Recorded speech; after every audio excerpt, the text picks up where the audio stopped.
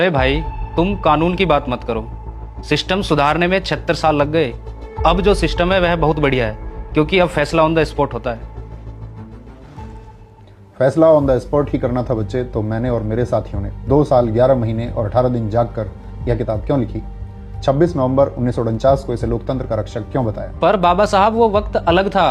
आज हमें संविधान से ज्यादा समाधान चाहिए। माफ करना, पर आपकी ये किताब कमजोर पड़ गई है, क्योंकि अपराधी छूट जाते हैं और गरीब तारीखों में पिस जाते हैं। संविधान कभी कमजोर नहीं हो सकता बच्चे, उसे चलाने वाले कमजोर या बेईमान हो सकते हैं। मैंने चेतावनी दी थी, संविधान चाहे कितना भी अच्छा क्यों ना हो, अगर उसे लागू करने वाले लोग बुरे होंगे तो वह अंततः बुरा साबित होगा। आज तुम जिस गुस्से में हो वो गुस्सा व्यवस्था के खिलाफ होना चाहिए था, लेकिन तुम्हें एक दूसरे के खिलाफ लड़वा दिया गया है। कोई नहीं लड़वा रहा, हम जाग गए हैं। हमें बताया जा रहा है कि हमारा धर्म खतरे में है, हमारी पहचान खतरे में है। खतरे में धर्म नहीं, खतरे में तुम्हारा विवेक है। मैंने सपना देखा था हम भारत के लोग, we the people of India का, लेकिन आज कहीं हिंदू है, कहीं मुस्लिम, तो कहीं दलित है।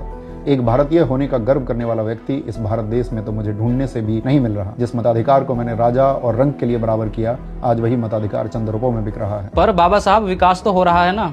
दुनिया में हमारे देश का नाम हो रहा है। कैसा विकास? ऑक्सफैम की रिपोर्ट कहती है भारत की 40% संपत्ति सिर्फ 1% अमीरों के पास में है। क्या यही है आर्थिक न्याय जो मैंने प्रस्तावना में लिखा था? जब गरीब अस्पताल की चौखट पर दम तोड़ दे और अमीर पैसों के दम पर कानून बदलवा ले, तो समझ लेना उस दिन संविधान के एक पन्ने की हत्या हुई है। लेकिन लोग कहते हैं संविधान में विदेशी सोच है। यह तरक्की के बीच आ रहा है। विदेशी सोच?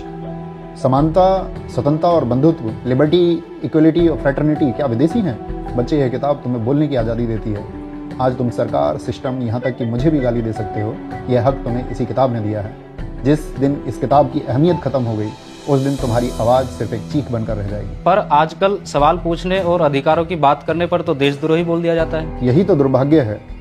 लोकतंत्र की इमारत 4 स्तंभों पर टिकी थी। पहली विधायिका, संसद जहां अब बहस नहीं सिर्फ शोर होता है। दूसरी कार्यपालिका, पुलिस और अधिकारी जिन्हें संविधान की रक्षा करनी थी पर वो सत्ता की रक्षा कर रहे हैं। तीसरी न्यायपालिका, कोर्ट, जिसे अव्यवस्था और दुर्व्यवहार के खिलाफ बोलना चाहिए पर वो अक्सर खामोश रहती है। और चौथा स्तंभ, मीडिया, जिसे सरकार का आईना बनना था लेकिन वो सरकार का भोपू बन गया है।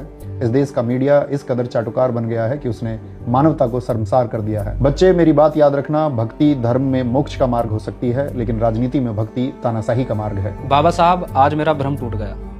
मुझे साफ दिख रहा है असली खतरा संविधान को नहीं, हमारी सोच को है। यह लड़ाई किसी पार्टी के खिलाफ नहीं, अपने अधिकार और वजूद बचाने के खिलाफ है।